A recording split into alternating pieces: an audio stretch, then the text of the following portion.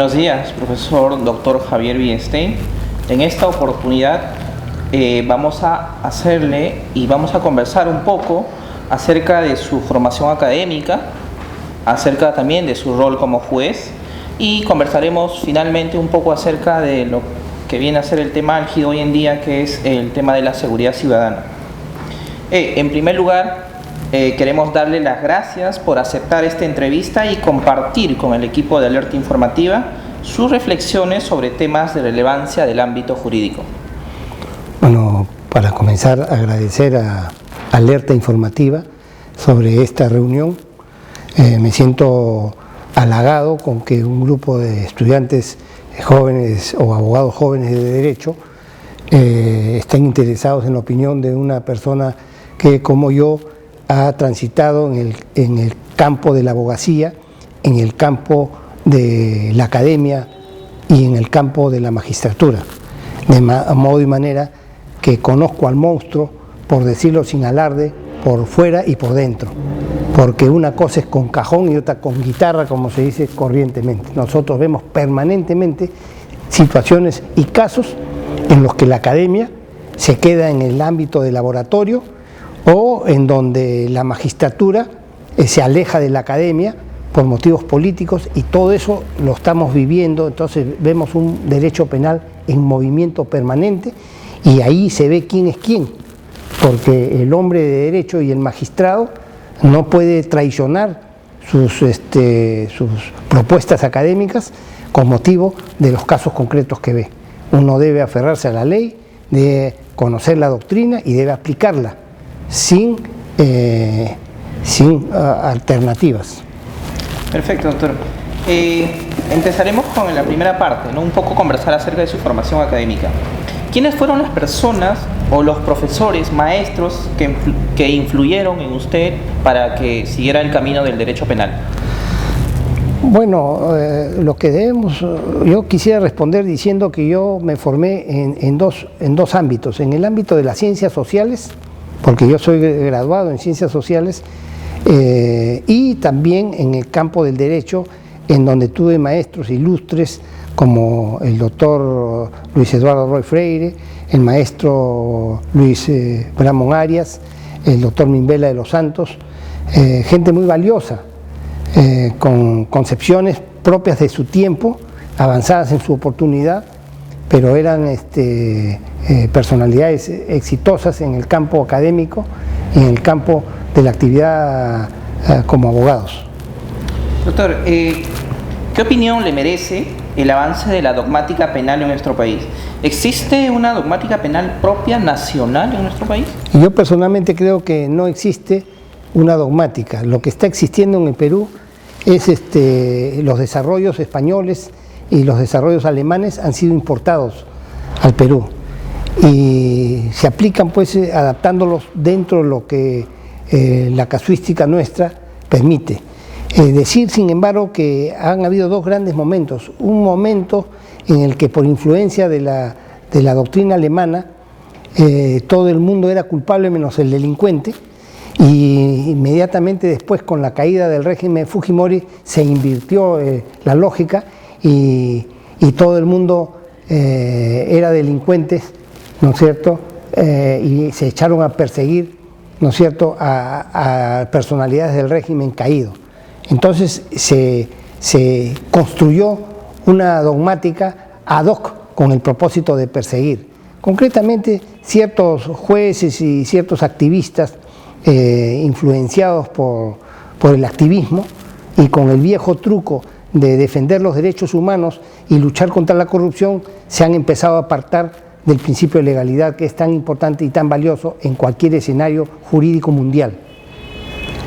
En ese sentido, doctor, de acuerdo a su experiencia como docente universitario y también magistrado del Poder Judicial, ¿qué consejos les daría a los estudiantes que desean seguir o especializarse en el derecho penal? Yo les diría que se tiene que conocer un buen derecho, se tiene que conocer la dogmática normativista, que es la que está vigente modernamente, y no apartarse de esa dogmática y no apartarse del principio de legalidad, principio que es reconocido por la Constitución del Perú por la Carta Americana de Derechos Humanos y por la Carta de las Naciones Unidas. Es un principio universal del que lamentablemente se están apartando algunos jueces, repito, como en la respuesta anterior, con el viejo argumento de combatir la violación a los derechos humanos. Dicho sea de paso, nosotros nos consideramos defensores activos de los derechos humanos, como no, pero los derechos humanos de todos, no solamente de determinada cofradía y determinado grupúsculo, ¿no es cierto?, que son más conocidos por sus sucesivas alaracas, porque son muy alaracos, muy ruidosos, pero que no tienen un verdadero y serio conocimiento del derecho. Profesor, en un mundo globalizado, con mucha tecnología de avanzada y altamente competitivo, ¿qué competencias debe desarrollar un abogado para ser un buen penalista? Bueno, como es natural, para comenzar a tener un buen conocimiento de su campo, que es el campo del derecho penal. Conocer además cómo evolucionan los derechos en otras partes del mundo. Aunque es un simple instrumento, un simple auxiliar, la informática jugaría un papel bien importante para acceder a las informaciones del mundo global. Profesor, ahora vamos a hablar un poco acerca de su rol como juez. ¿Qué le motivó, profesor, ingresar a la magistratura? ¿Cómo así decidió ser juez? Bueno, yo cuando postulo a la Judicatura Suprema era notario, y notario en Lima, en una buena plaza.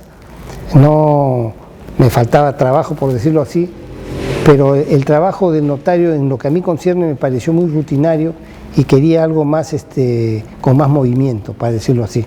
Y se presentó la oportunidad de postular a la Corte Suprema, donde, como es natural, se aplica en este nivel todo el conocimiento que uno pudiera tener, incluso se desarrolla más ese conocimiento, de modo que me pareció más estimulante a aplicar a la Corte Suprema, y no me arrepiento de haberlo hecho. ¿Algún caso en especial que le haya marcado durante toda esta trayectoria de juez? Bueno, en realidad todos los casos son importantes, pero con motivo de la sentencia que nos tocó resolver, el caso de Barrios Altos, donde dijimos, y digo yo hasta ahora, que no hay en el Perú el tipo penal de lesa humanidad, fui objeto de una persecución implacable por parte de los activistas de derechos humanos, de instituciones como el IDL, ¿no es cierto?, de la cual parece que son miembros no solamente los defensores de las víctimas de violaciones de derechos humanos, sino también algunos jueces que juzgaron esos casos, como ha quedado últimamente aclarado o visto. De modo que nos denunciaron en el Consejo Nacional de la Magistratura pidiendo nuestra destitución. Nos acusaron en la Fiscalía pidiendo 20 años de cárcel por asociación ilícita para delinquir, prevaricato y encubrimiento. Pidieron 20 años de cárcel para nosotros, y nos acusaron en el Congreso por violación a la Constitución. De todas estas acusaciones salimos invictos. El Consejo Nacional de la Magistratura hizo una resolución diciendo y aclarando que nuestra resolución, aquella que después fue declarada nula, violando todos los principios de derecho, era absolutamente arreglada a derecho y arreglada a ley, porque, insisto, esa fue una resolución que era un mecanismo de relojería, un mecanismo perfecto de relojería, se adaptaba a lo que dice la Constitución del Perú, a lo que dice la Corte Interamericana de Derechos Humanos, a lo que dice la Carta de las Américas, y eso fue exactamente lo que hicimos. Pero como rebajamos penas diciendo que no había lesa humanidad, nos hicieron una persecución implacable, como ha sido dicho, y bueno, de la que hemos salido bien, y la historia nos está dando la razón. En el Perú no existe el delito de lesa humanidad, no existe. No es un tipo penal contemplado en el catálogo de delitos y penas. Y cuando en aquella sentencia en la que reemplazan a aquella que anularon, dicen que no cabe aplicar el principio de lesa humanidad tratándose de delitos contra los derechos humanos, cuando dice eso, esa sentencia, dicen lo mismo que dijo el carnicero de Madrid, el general Mola, ¿no es cierto?, cuando se puso a perseguir en el año 1936 a sus oponentes. Entonces, ese principio de legalidad que reconoce la comunidad mundial y la comunidad latinoamericana, la Carta de las Américas, la Carta de las Naciones Unidas, esas se la han saltado a la garrocha con motivo de la sentencia última recaída en Barrios Altos, en reemplazo de aquella que anularon violando todos los principios jurídicos materiales y procesales. Profesor, ser juez es una labor de suma importancia para la sociedad. Más aún, un juez penal que tiene que resolver sobre el derecho más importante después de la vida, como es la libertad personal. En ese sentido, ¿cuáles deben ser las pautas de actuación de un juez? El juez de la Corte Suprema de los Estados Unidos, Scalia, dice que un juez no puede ser corrupto, así como no puede ser cobarde un soldado, ni puede ser promiscua una monja. Nosotros tendríamos que decir lo mismo, añadiendo lo siguiente: el juez no puede ser cobarde. El juez que se ataranta, el juez timorato, el juez que se acobarda por la turbamulta o los periodicazos, tiene que renunciar a la judicatura. El juez no puede ser cobarde, eso es bien importante, porque en sus manos está discernir justicia, ¿no es cierto?, discernir justicia, y no le puede temblar la mano, ni puede tenerle miedo a los acosadores y a cierta prensa, ¿no es cierto?, interesada y algunas veces corrupta, porque no nos olvidemos que ha habido directores de diarios que saltaron de la salita del CIN, donde dicen que no cobraron, a las salitas de las ONGs, donde dicen lo mismo. Perfecto, y justamente la siguiente pregunta va sobre la prensa. ¿Y qué hacer en aquellos casos que han sido mediatizados por la prensa? ¿Cómo evitar el juicio paralelo? No, nosotros somos defensores de la libertad de prensa, absolutamente. Inclusive les he dicho a los periodistas que la misma pluma con que me hieren es esa misma pluma la que me va a reivindicar cuando se conozca la verdad. De modo que tiene que haber libertad de prensa, por eso que el juez debe ser valiente, porque no cabría valentía si la prensa se callara. Hay que ser valiente porque el juez va a enfrentar opiniones a veces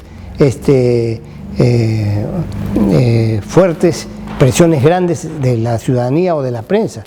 Y yo lo que digo es que hay prensa, hay alguna prensa, siempre no escapa prensa, no escapa, hay alguna prensa, ¿no?, que es una prensa cínica, pero aún la cínica tiene derecho pues a expresarse con toda libertad, pero tiene que asumir también las consecuencias de que los señalemos como cínicos, ¿no es cierto?, y como sinvergüenzas, porque hay más de un mermelero metido en la prensa, ¿no es cierto? Hay periodistas que te llaman por teléfono y cuando no les contestas, ¿no es cierto?, no comprenden que ha habido algún motivo, sino inmediatamente piensan que no los has atendido como ellos se merecen y te empiezan a fustigar, a acosar y a perseguir. Son los mermeleros típicos, ¿no?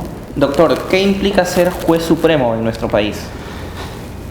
Bueno, debiera implicar lo que significa ser juez supremo en cualquier país del mundo, desde los Estados Unidos, que es la primera superpotencia mundial, hasta el Perú. Hay gente que dice, no se puede comparar un juez supremo con los Estados Unidos, con el Perú. No, ¿por qué? Nosotros tenemos la misma jerarquía. Y si cometemos errores, los mismos errores los cometen los jueces en cualquier país del mundo. Siempre que no se trate de dictaduras, claro. Porque hay un país de la región que no voy a mencionar, donde los jueces incluso tienen un sueldo de tal magnitud que ya no es sueldo, sino soborno, ¿no es cierto? Y es un juez completamente alineado con el régimen. Yo conocía a la presidenta de una de esas Cortes Supremas, donde para ella el derecho era un misterio y todo el día estaba repartiendo volantes de su presidente. Entonces prácticamente, ¿no?, esto no puede ocurrir. Nosotros felizmente estamos aún, creo que estamos aún en un estado de derecho o constitucional de derecho. Creo que debemos superar la dictadura, ¿no es cierto?, y cuando superemos o no caer en la dictadura, porque el día que caigamos en esta dictadura, ¿no? Ya pues las cosas se van a complicar, pero el juez tiene que ser eso, independiente, ¿no es cierto? Que no significa estar fuera de la realidad, ¿eh? Hay jueces que están fuera de la realidad, o porque juegan sus propios partidos, no, independiente dentro de la ley y dentro de la Constitución, porque con el viejo truco de la independencia también quieren hacer lo que quieren algunos. El juez tiene que ser independiente, pero dentro de la ley y la constitucionalidad. Profesor, una de las garantías fundamentales del debido proceso es la debida motivación de las resoluciones judiciales. ¿Qué pautas debería cumplir un juez en esta labor? Una muy sencilla, brevedad. Hay gente que cree que las resoluciones están motivadas cuando son extensas. Mentira, una resolución puede estar bien motivada en una sola línea. Entonces yo a veces le digo a los jueces, en vez de escribir tanto, ¿por qué no escribes un libro? Porque empiezan a hacer razonamientos circulares, repetitivos, aburridos y, por supuesto, perdiendo tiempo muy valioso en el juez. El juez es muy caro para perder tiempo. Así como existe en una sola línea un famoso poema de Monterroso, ¿no es cierto? Y existe en una sola página una tesis doctoral en la Sorbona de París, también puede haber una sentencia de una sola página muy bien motivada. No es equivalente la motivación a la extensión, sino a la abstracción. Y cuanto más abstracto es el pensamiento de un juez, más breve. ¿Qué tan frecuente es para los jueces resolver un caso recurriendo a la dogmática y la jurisprudencia penal? Todos los días resolvemos de cara a la ley, a la interpretación de la ley, que es mediante la dogmática y los principios generales del derecho, parte general, ¿no es cierto? Y cómo no la jurisprudencia, ¿no es cierto? De la que podemos incluso apartarnos auxiliados de una interpretación favorable al reo. Yo siempre he dicho que un abogado o un magistrado con una sola mano, la mano del derecho penal parte general, puede manejar perfectamente un juicio, solo teniendo los principios fundamentales como, entre otros, el principio de legalidad. Doctor, ¿qué opina de las decisiones del Tribunal Constitucional que en algunos casos han anulado resoluciones judiciales? Bueno, sobre eso tengo que decir lo siguiente, con todo respeto. En algún momento yo decía que algunas sentencias del TC se llamaban del TC porque era el Tribunal Caribeño, ¿no? Pero últimamente el Tribunal Constitucional ha evolucionado favorablemente en el campo de su aporte al derecho. Creo que está cumpliendo una buena labor. Yo siempre he sido del temperamento de que el Tribunal Constitucional pase a integrar a la Corte Suprema para evitar esas contradicciones, pero qué duda cabe que hay casos y situaciones en las que es conveniente, saludable, ajustado de derecho, que alguna, no siempre, no es una cuarta instancia. Algunas ejecutores de la Suprema pueden ser anulados. Por ejemplo, puede ser anulada, ¿no es cierto?, una ejecutoria suprema si se apartó manifiestamente del principio de legalidad. Por ejemplo, puede ser anulada una sentencia si al procesado se le ha juzgado por un delito distinto por el que debió ser juzgado. Ahí lo dejo. Doctor, ¿por qué cree usted que en las encuestas de opinión pública el Poder Judicial presenta un bajo índice de aceptación? Bueno, porque para comenzar, nosotros somos el pararrayo, nosotros resolvemos todos los asuntos, y si bien es cierto que hay casos de evidente error, y casos aislados, porque yo siempre he dicho casos aislados de corrupción, nosotros vemos situaciones, nosotros resolvemos 5.000 sentencias diarias. Entonces nosotros cuando hacemos y actuamos como es natural, podemos, ahí de esas 5.000 sentencias diarias, 2.500 personas pierden y 2.500 personas ganan poco más o menos. Si eso es así, para comenzar partimos con un hándicap, ¿no es cierto?, de respaldo, que son los perdedores, ¿no? Y es propio de un Estado, de una sociedad poco desarrollada y poco educada, el que no se comprenda a cabalidad y no se respete como corresponde a los jueces, ¿no? Doctor, usted ha asumido la presidencia del Poder Judicial. ¿De qué manera este poder del Estado puede coadyuvar al correcto desarrollo del país? Nosotros hemos dicho, y lo hicimos cuando fuimos presidente de la Corte Suprema, el Poder Judicial es un factor del crecimiento económico de un país. El Poder Judicial no es una carga, no es un peso muerto, no es un mal necesario, no, todo lo contrario. El Poder Judicial en un Estado constitucional, democrático y liberal de derecho es un tributario del desarrollo económico de los países y de los pueblos. Un buen Poder Judicial contribuye a la inversión, a la confianza en los negocios, y a la calidad de vida de todos los ciudadanos. El Poder Judicial es clave desde la perspectiva de la institucionalidad, o como dice el periodista Juan Garrido, las instituciones son fundamentales, ¿no es cierto?, y la institucionalidad es fundamental para el desarrollo económico del país. Un país donde tiene un buen desarrollo económico, una buena libertad económica, sin instituciones, como lo dice el periodista Garrido, se convertiría pues en el lejano oeste. Nos agarraríamos a balazos los inversionistas y en vez de hacer negocios estaríamos hablando de piratería. Tengo que reconocer pues lo que ha escrito en Perú 21 este director de Garrido, muy lúcido. Doctor, vamos a pasar ahora al tercer tema y último, que es la seguridad ciudadana. Hoy vivimos en un ambiente tenso, de desconcierto, y ello se debe principalmente al aumento de la criminalidad. Las personas creen que en algún momento serán víctimas de esta violencia. Incluso, en algunos casos suele responsabilizarse al Poder Judicial de este fenómeno. Profesor Villestein, ¿qué opinión tiene usted de la seguridad ciudadana en nuestro país y por qué cada vez más se ve o se percibe que está aumentando la inseguridad ciudadana? Desde los estudios de Gardiner se sabe que el control social, que tiene que ver con la seguridad ciudadana, está a cargo de las instituciones primarias y secundarias: la familia, el barrio, las iglesias, el colegio, los clubes, instituciones primarias e instituciones secundarias. Los criminólogos saben perfectamente que a menor educación, mayor índice de criminalidad. Entonces, el meollo del tema, el afronte fundamental es insistir en la educación. Países que hace 60 años estaban más atrasados que nosotros, como Corea del Sur, en 60 años se han convertido en una de las 10 economías más poderosas de la Tierra, con un altísimo índice educacional.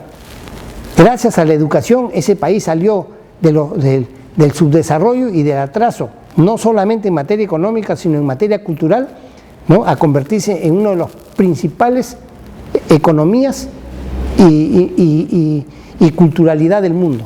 En consecuencia, yo creo que más allá de lo que se haga en materia propiamente policíaca o judicial, el Estado peruano debe enfrentar este fenómeno con un criterio estratégico y insistir mucho en educación, ¿no es cierto? Por supuesto que en paralelo con esto, ¿no?, fortalecer las instituciones destinadas a combatir la criminalidad no coyuntural, como es la policía, el Ministerio Público y, como no, el Poder Judicial. Doctor, ¿por qué se dice que el Poder Judicial suele actuar como la puerta giratoria de la criminalidad, respecto a que la policía detiene a los delincuentes, pero que estos salen libres una vez llegados al Poder Judicial? Bueno, eso ha ocurrido en efecto en algún momento, pero eso ha cambiado bastante. Ya en la actualidad los jueces metemos adentro a los delincuentes, entran y los metemos adentro. Puede haber algún caso donde hay insuficiencia probatoria o duda, y con arreglo al mandato constitucional tenemos que resolver en favor del reo. Pero ya no somos los jueces de hace 20 años, ¿no es cierto?, permisivos y algunos corruptos, que hoy en día eso ha sido superado ampliamente y el Poder Judicial de hoy está tecnificado, y hoy en día solo tienen que ver ustedes no solamente las jurisprudencias, sino la población carcelaria, ¿no es cierto? Hay una sobrepoblación que es el resultado pues de que estamos metiendo a la gente adentro. Pero insisto en que la solución no puede ser solo la cárcel. El Estado peruano tiene que hacer un afronte estratégico sobre la materia en torno a mi respuesta anterior. Doctor, como si pareciera una especie de moda, siempre los discursos políticos están referidos a modificar el Código Penal, ¿no? O en su defecto crear más tipos penales, reducir atenuantes, agravar las penas, sobre texto de la lucha contra la inseguridad ciudadana. ¿Qué opinión le merece estas actitudes? Ese pues el espíritu carcelero, jacobino, ¿no? de algunos personajes siniestros de la política nacional que solo se sienten contentos como carceleros, ¿no es cierto? Deberían trabajar en el INPE. No se olviden que los 10 mandamientos, ¿no es cierto?, de Moisés eran solamente 10 normas. En esas 10 normas, ¿no es cierto?, la humanidad caminó muy bien. Entonces ahora, cuando se quieren multiplicar los tipos penales, ¿no es cierto?, despojar al ciudadano, ¿no?, y perseguirlo hasta los confines, y lo único que estamos haciendo es criminalizando la vida en sociedad. Entonces yo creo que no es cuestión de aumentar y agigantar los códigos penales. Probablemente todo lo contrario, habría que jibarizarlo, ¿no?, achicarlo, ¿no?, y concentrarnos en temas verdaderamente importantes. Y lo vemos todos los días, persiguiendo a la gente a veces por cosas que son poco importantes, pero al amparo siempre de criterios ideológicos o de criterios políticos o por ganar predicamento o por ganar popularidad, porque perseguir reditúa, pues. Hay gente que hace todo un bolso de perseguir. Por ejemplo, los grandes perseguidores que tenemos en la Procuraduría, les encanta perseguir, ¿no es cierto? Hay casos que han perseguido 14 años por 180 soles, les encanta, sin ningún panorama. Entonces estos personajes siniestros, porque son siniestros, ¿no?, que quieren hacerse populares a punta de perseguir, van a terminar como Robespierre, pues, ¿no? Pueden terminar como Robespierre, el gran jacobino Robespierre. De perseguir terminan perseguidos. Y los jueces, ¿no es cierto?, así como los jueces nazis terminaron sentados en el banquillo, aquí los jueces que se han prestado para perseguir a los oponentes políticos emergentes o caídos, también van a terminar juzgados. Por ahí hay un juez que ha dicho, ¿no es cierto?, a los jueces que están a favor de la impunidad los va a juzgar la historia. A los jueces nos va a juzgar la historia siempre. La historia nos va a juzgar siempre, o porque no hicimos nada, o porque perseguimos sin misericordia al prójimo. Pero algunos van a ser juzgados no solo por la historia, sino también por los tribunales de justicia ordinaria. ¿Por qué? Por perseguir y apartarse del principio de legalidad. Profesor, durante las últimas semanas nuevamente ha venido discusión acerca de la aplicación de la pena de muerte por nuestro país. En ese sentido, ¿usted cree que la aplicación de la pena de muerte sería un freno para la inseguridad ciudadana? ¿Y qué riesgos correríamos en todo caso con los tratados internacionales que hemos firmado? Yo lo que tengo que responder sobre la materia es que el estadio en que se encuentra el Perú, por la suscripción de convenios internacionales y por el estado de la cuestión, una evolución en materia jurídica y en materia política sobre la materia o sobre el tema, ese tema no se puede ya tratar ni discutir, porque perderíamos el tiempo todos si es que no es viable. Entonces tampoco se trata de desnudar si estoy a favor o en contra, se trata de razonar sobre lo que resulta viable. Es un estadio que ya fue superado. El Perú no puede aplicar la pena de muerte. Todo aquel que la plantee está haciendo populismo, ¿no es cierto? Está haciendo populismo. Doctor, de otro lado, muchos consideran que la impunidad se manifiesta también en una justicia tardía. ¿Qué se debe hacer para que los procesos penales no duren tanto tiempo y sobre todo se respete el plazo razonable? Completamente de acuerdo. La gran tragedia del Poder Judicial peruano y de muchos países del mundo, europeos incluso, es la lentitud de sus mecanismos procesales, que son invento de los caviares, pues los caviares han multiplicado pues una pluralidad de acciones y de recursos para que resulten prácticamente procesos dilatados. El mejor, ahí aplico lo que se conoce como la navaja de Ockham, entia non multiplicata praetia necessitatem, no multiplicar innecesariamente las ideas. hay procedimientos que en un día se debería resolver, porque está acreditada la responsabilidad del infractor y solo le corresponde aplicar la consecuencia jurídica prevista en la ley. En consecuencia, si hay alguna cuestión que se puede hacer, es revisar los códigos procesales para hacerlos más breves y más cortos, y más rápidos. Profesor, hace poco, para ser exactos, en el mes de agosto, se ha puesto en vigencia a nivel nacional los artículos del Código Procesal Penal del 2004 relativos a la prisión preventiva. Ahora el juez ya no puede imponer esta medida de oficio, sino que exige que sea requerida por el fiscal e impuesta en una audiencia. ¿Qué opina al respecto? Me parece bien porque está dando de por medio la libertad. Hay que rescatar dos hechos. Primero, que el titular de la acción penal es el Ministerio Público, no es el juez. Y segundo, pues que el hacerlo en una audiencia permite pues a los protagonistas debatir, contradecir y defenderse de una medida tan dramática como es la pérdida de la libertad. Profesor, muchas gracias por sus sabias enseñanzas a nombre de Alerta Informativa. Muchas gracias a ustedes, Alerta Informativa, y un saludo por su intermedio a todos los alumnos de Derecho del Perú y a los abogados tan distinguidos con que cuenta el foro peruano. Y como no, saludo también a mis pares, a todos los jueces del Perú, que somos bastantes. Muchas gracias. Gracias.